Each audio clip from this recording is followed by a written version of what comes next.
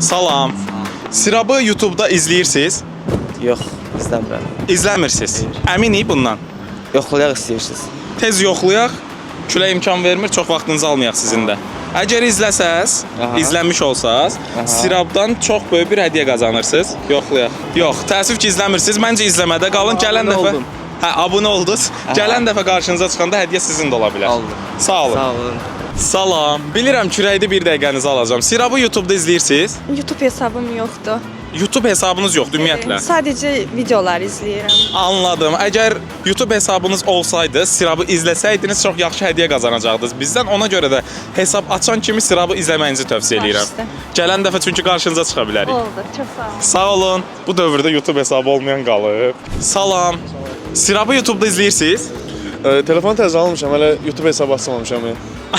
Nə qəşəng. Xeyirli olsun. YouTube'u yükləyən kimi Sirabı izləməyinizi tövsiyə edirəm. Gələn dəfə qarşınıza çıxanda hədiyyəni siz qazana bilərsiniz. İnşallah. Çox sağ olun. Siz sağ olun, xeyirli olsun telefonunuz. Təzə telefon alıb, iPhone 16 Pro Max.